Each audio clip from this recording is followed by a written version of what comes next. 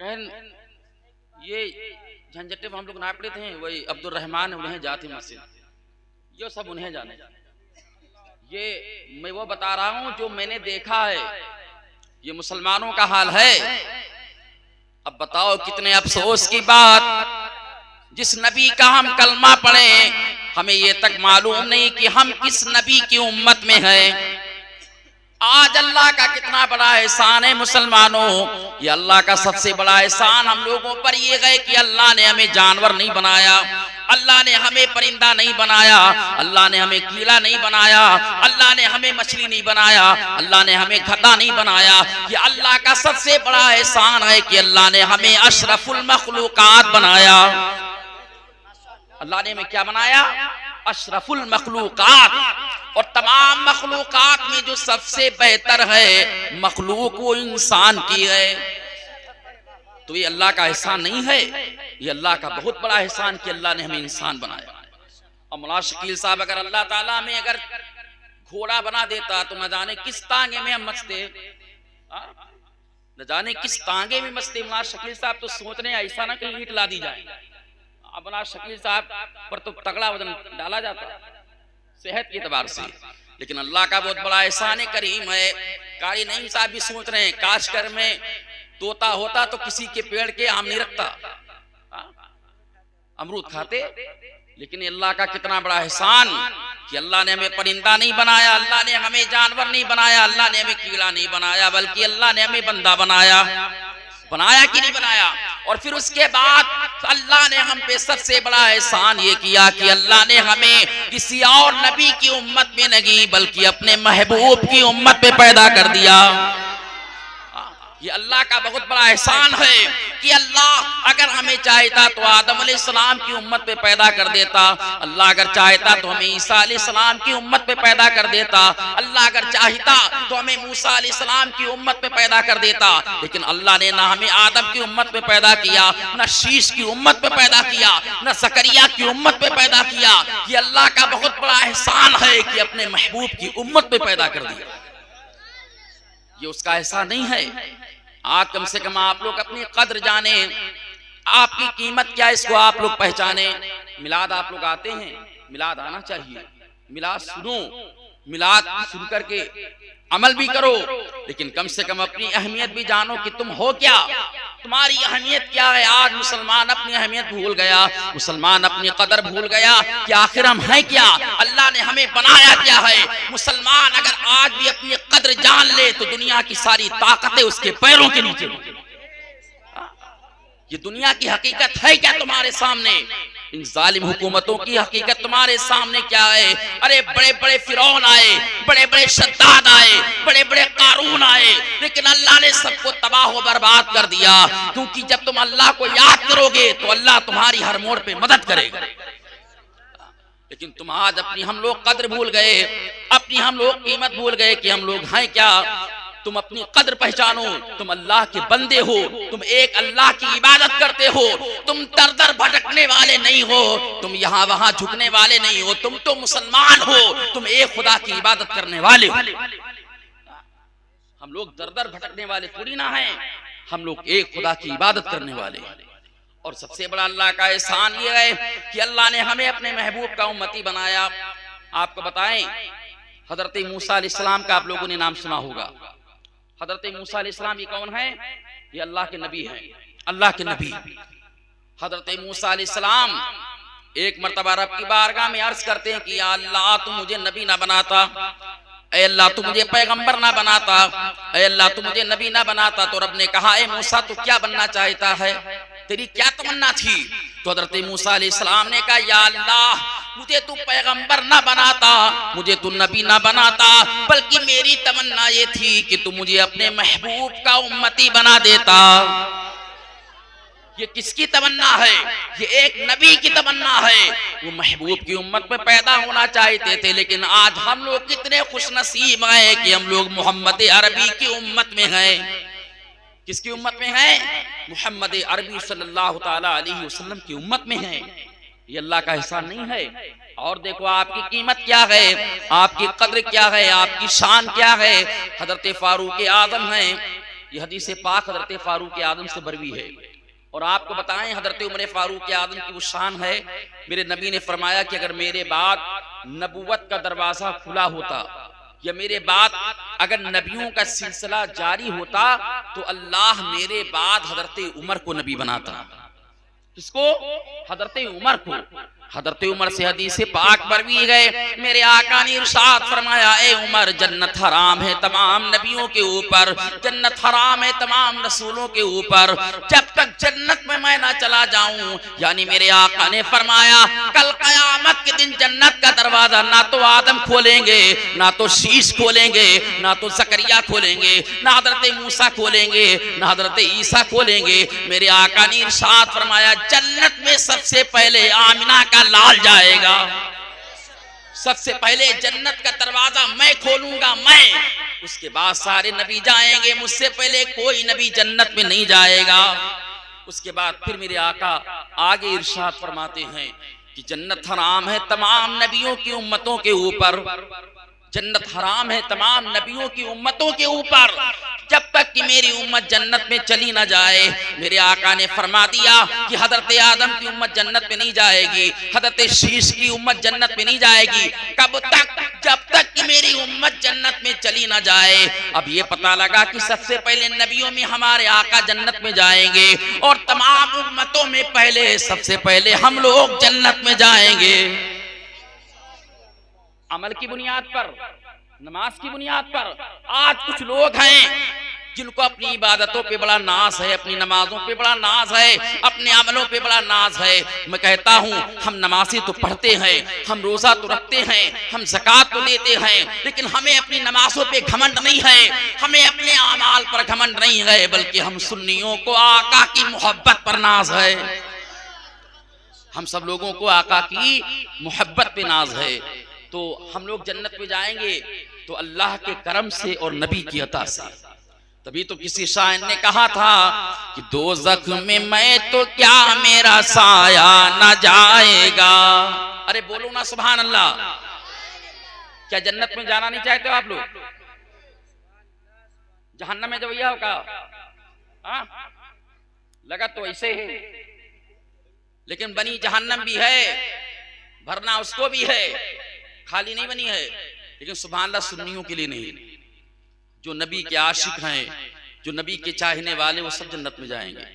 तो जिसको जन्नत में जाना है वो इंशाल्लाह तरफ के बोले सुभान अल्लाह। कि दोज़ख में मैं तो क्या मेरा साया न जाएगा। ये सुन्नी कहता है कि दोज़ख में मैं तो क्या मेरा साया न जाएगा, साया न जाएगा, क्योंकि रसूल पाक से देखा न जाएगा, क्योंकि रसूल पाक से देखा न जाएगा। और जन्नत में वो रसूल हमारा न जाएगा। अरे बोलिए ना सुभान अल्लाह। कि जन्नत में वो रसूल हमारा न जाएगा, जन्नत में वो रसूल हमारा न जाएगा, जब तक कि हर एक उम्मती बख्शा न जाएगा, जब तक कि हर एक उम्मती बख्शा न जाएगा।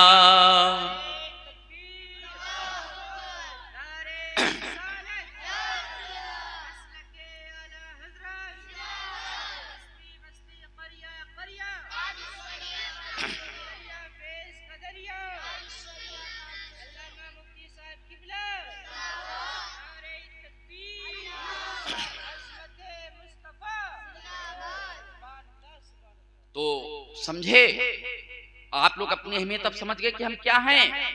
अब अगर कोई पूछे किसकी उम्मत में हो तो आप लोग क्या कहोगे? बोलो क्या कहोगे? कहो कि हम लोग मोहम्मद अरबी सल्लल्लाहु ताला अलैहि वसल्लम की उम्मत में हैं। अल्लाह ने हमें अपने नबी की उम्मत में पैदा फरमाया है, हम अल्लाह के बंदे हैं, उसके महबूब की उम्मती हैं। ये चीजें होना चाहिए। उसी गांव की बात मौलाना शकील साहब है, वहां पूछा गया भाई यहाँ किस बिरादरी के लोग रहते हैं? तो उसने कहा मुना साहब यहाँ एक मकान अंसारी का है, बाकी यहाँ सब मुसलमान।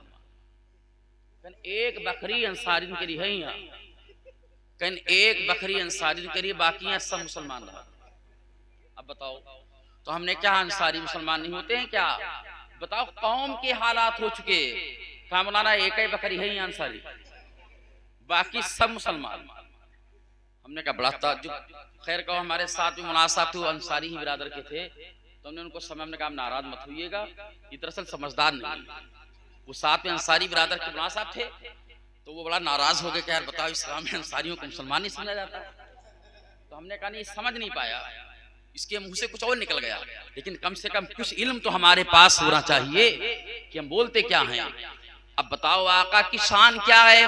आका ने हम आपका मर्तबा बता दिया, और आपको बताएं आपकी अजमतें क्या हैं। हजरत सैयदा फातिमा ज़हरा ये नबी की बेटी हैं। ये किसकी बेटी है? नबी की बेटी गए। और मैं आपको बताऊं, आदम से लेकर के अब तक, अब से लेकर के कयामत तक दुनिया में औरतें तो बहुत पैदा हुई हैं, बहुत पैदा होंगी, लेकिन अब कयामत तक कोई फातिमा ज़हरा जैसी अब कोई औरत पैदा नहीं होगी। वो सैयदा फातिमा ज़हरा। आज हमारी माँ बहनों का हाल क्या है तो आप लोग जानते ही हैं, बताने की जरूरत ही नहीं। पर्दे का आलम जानते हो, आजकल घर से निकलेंगी तो बड़ा अच्छा नकाब डाल के, और जहां रोड पहुंचे मेन वाली छनिया वाली रोड, और जहां बस मिली कहीं का रुपट्टा और कहीं का नकाब, फिर ना पता। और घर से ऐसा निकले लगा कि सातों आसमान से भयाई रही, लगा तो इनसे बड़ा कोई पर्दादार है ही नहीं। अब ये बताओ, अच्छा एक चीज और हमने देखा है, औरतें घरों में पर्दा करती हैं, कभी जेठ से कभी ससुर से। हालांकि करना चाहिए, जेठ से भी पर्दा है, ससुर से भी पर्दा है, लेकिन बात समझ में ये नहीं आती है कि आप घर में तो बहुत पर्दा, लेकिन जब आप मार्केटों में जाती तो वहां नहीं पर्दा है, वहां भी पर्दा है, बाजारों में भी पर्दा है, हर मोड़ पे पर्दा है।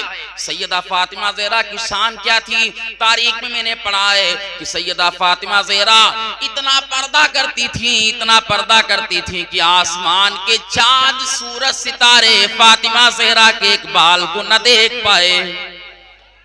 एक बाल को आसमान न देख सका, चांद न देख सका, सूरज न देख सका। क्या है कोई दुनिया में ऐसी औरत? चांद सूरज सितारे तो बहुत दूर की बात, मलिगवा की औरत की हकीकत तुम रारिस वाली से पूछ लो, अछनिया से पूछ लो, बता दें कि हाँ यह बड़कन्ने की दुल्हन जा रही, या तते चलते है, इसकी चाल बता रही है बड़कन्ने की दुल्हन, इसकी चाल बता रही है मुल्ला शकील साहब की अहलिया जा रही है। आज ये हाल हो चुका है, लेकिन तारीख देखिए, इस्लाम में शहजादियों का मर्तबा क्या था कि बताओ, आसमान के चांद सूरज सितारे फातिमा ज़हरा के एक बाल को न देख पाए, एक बाल को न देख सके। ये उनकी इबादत का आलम था। हजरत इमाम हसन फरमाते हैं, जो सैयदा फातिमा ज़हरा के बेटे हैं, वो फरमाते हैं कि जब मेरी अम्मी जान नमाज पढ़ती थी और नमाज पढ़ने के बाद जब दुआएं मांगती थी, तो इमाम हसन फरमाते मैंने कभी नहीं सुना कि फातिमा ज़हरा ने कभी मेरे लिए दुआ की हो या कभी अपने लिए दुआ की हो। इमाम हसन फरमाते हैं, हमेशा मेरी अम्मी जान आका और नाना की गुनहगार उम्मत की बख्शिश की दुआ किया करती थी। हमेशा सैयदा फातिमा ज़हरा अपनी दुआओं में किसी को नहीं, हम गुनहगारों को याद करती थी, हम खताकारों को याद करती थी, हम गुनहगारों को याद करती थी। और इस्लाम पे बड़ा एहसान है सैयदा फातिमा ज़हरा का। आज इस्लाम पे जितना बड़ा एहसान फातिमा ज़हरा के बेटों का है, इतना एहसान किसी बेटों का नहीं है। अगर करबला में इमाम हुसैन न जाते तो आज न मस्जिदों में अज़ानें होती, न आज मिंबरों पे खुतबा होता, न हमारे सरों पे टोपियां होती, न हमारे चेहरों पे दाढ़ियां होती। आज जो इस्लाम जिंदा है ये किसकी देन है? ये सैयदा फातिमा ज़हरा के लालों की देन है। अल्लाहु अकबर। वो फातिमा ज़हरा किसके लिए दुआएं करती थी? बोलो, हम आपके लिए। आज हम लोग कितने बताओ नकीम में हो गए, आज हम लोग कितने दीन से दूर हो गए। करबला में शहादत हम आपकी बख्शिश के लिए हुई। हमारे आका जब दुनिया में पैदा हुए, तारीख के अंदर आया है कि आका जब दुनिया में आए तो हम सबको याद करते हुए आए। रब्बे गबली उम्मती कहते हुए पैदा हुए। बोले सुभान अल्लाह। रब्बे गबली उम्मती कहते हुए पैदा हुए।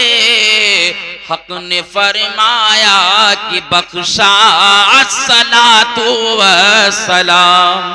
हक ने फरमाया कि बख्शा अस्सलातु वस्सलाम। और हमारा ईमान क्या है? मैं वो सुन्नी हूँ जमीले कादरी मरने के बाद। बोले सुभान अल्लाह। मैं वो सुन्नी हूँ जमीले कादरी मरने के बाद मेरा लाशा भी पढ़ेगा अस्सलातु वस्सलाम। मेरा लाशा भी पढ़ेगा अस्सलातु वस्सलाम। आका रातों रात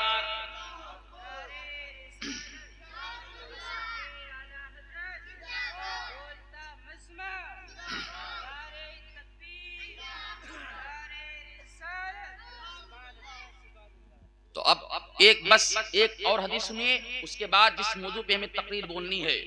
हालांकि ज्यादा टाइम नहीं होगा इंशाल्लाह, जितनी देर आप लोग सुनेंगे। आज हमें नमाज के ताल्लुक से बोलना है, लेकिन इस शुरुआती गुफ्तगू में इस वजह से कर रहा हूं ताकि आप लोग अपनी अहमियत पहचान लें कि आपकी कद्र क्या है और हमारे आका हमसे कितनी मोहब्बत करते थे। आज तारीख को हम भूल गए। सरकारे दो आलम सल्लल्लाहु ताला अलैहि वसल्लम इरशाद फरमाते हैं, क्या फरमाते हैं? कल मैदान महशर में हर नबी के लिए एक कुर्सी होगी। हर नबी के लिए एक कुर्सी होगी, एक मिंबर बिछाया जाएगा हर नबी के लिए, और हर नबी अपने अपनी कुर्सी पर बैठ जाएगा। आदम अपने मिंबर पे बैठ जाएंगे, शीश अपने मिंबर पे बैठ जाएंगे, हजरत ज़करिया अपने मिंबर पे बैठ जाएंगे, हजरत इब्राहिम अपने मिंबर पर बैठ जाएंगे, हजरत इस्माइल अपने मिंबर पर बैठ जाएंगे, हजरत मूसा अपने मिंबर पर बैठ जाएंगे, हजरत ईसा अपने मिंबर पर बैठ जाएंगे। मेरे आका इरशाद फरमाते हैं, लेकिन मैं अपने मिंबर पर नहीं बैठूंगा। सब नबी बैठ जाएंगे अपनी अपनी कुर्सी पर। नबी फरमाते हैं कि मैं नहीं बैठूंगा, मैं खड़ा रहूंगा। मैं क्या कहा नबी ने? कुछ बोलो हो यार। खड़ा रहूंगा, मैं खड़ा रहूंगा। मेरे आका ने फरमाया मैं नहीं बैठूंगा, मैं खड़ा रहूंगा, खड़ा रहूंगा। रब कहेगा, ऐ महबूब आदम बैठ गए तुम भी बैठ जाओ, हजरत शीश बैठ गए तुम भी बैठ जाओ, हजरत ज़करिया बैठ गए तुम भी बैठ जाओ, हजरत मूसा बैठ गए तुम भी बैठ जाओ। मेरे आका फरमाते मैं कहूंगा या अल्लाह मैं उस वक्त तक नहीं बैठूंगा जब तक कि मेरा एक एक उम्मती जन्नत में चला ना जाए। अब बताओ नबी को कितना ख्याल है तुम्हारा। आज बाप भी अपने बेटे का इतना ख्याल नहीं रखता है जितना मेरे आका अपनी उम्मत का ख्याल रख रहे हैं। बताओ आका किसी मोड़ पे तुम्हें नहीं भूल रहे हैं। आका ने फरमाया कि या अल्लाह मैं नहीं बैठूंगा उस वक्त तक जब तक कि जन्नत में मेरी एक एक उम्मत चली ना जाए, एक एक उम्मत जन्नत में चली ना जाए। तो रब कहेगा ऐ जिब्राइल मेरे महबूब की एक एक उम्मत में जन्नत में भेज दो। आका फरमाते जब मेरी सारी उम्मत जन्नत में चली जाएगी तो मैं भी अपने मिंबर पर बैठ जाऊंगा। अरे तुझसे और जन्नत से क्या मतलब वहां भी दूर हो। बोलिए सुभान अल्लाह। तुझसे और जन्नत से क्या अरे मतलब वहां भी दूर हो। हम रसूलुल्लाह के जन्नत रसूलुल्लाह की।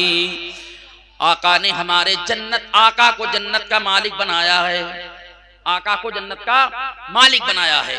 और आपको बताएं, आपको ये भी बताएं कि जब कयामत के दिन मैदान महशर में जब लोग फरिश्ते कहेंगे कि जन्नत में जाओ, फरिश्ते जब हम आपसे कहेंगे कि जन्नत में जाओ तो हम फरिश्तों से क्या कहेंगे कि न हम जन्नत में जाएंगे न हम दोज़ख में जाएंगे। बोले सुभान अल्लाह। वहां मैदान महशर में हम खड़े होंगे, फरिश्ते कहेंगे जन्नत पे चलो, तब क्या हम कहेंगे न हम जन्नत में जाएंगे न हम दोज़ख में जाएंगे। तो फिर आखिर कहाँ जाइयो? जब हो ना जाइयो, हो ना जाइयो तो जाइयो कहाँ? एक जगह तो जाए पड़बे करी है। लेकिन शेर देखिए, न हम जन्नत में जाएंगे न हम दोज़ख में जाएंगे, खड़े देखा करेंगे हाँ खड़े देखा करेंगे हश्र में सूरत मोहम्मद की खड़े देखा करेंगे, हश्र में सूरत मोहम्मद की। और कोई रोके तो क्यों रोके हमें जन्नत में जाने से, बोले सुभान अल्लाह। कोई रोके तो क्यों रोके हमें जन्नत में जाने से, ये उम्मत है मोहम्मद की, ये जन्नत है मोहम्मद की। ये उम्मत है मोहम्मद की, ये जन्नत है मोहम्मद की। बोले सुभान अल्लाह।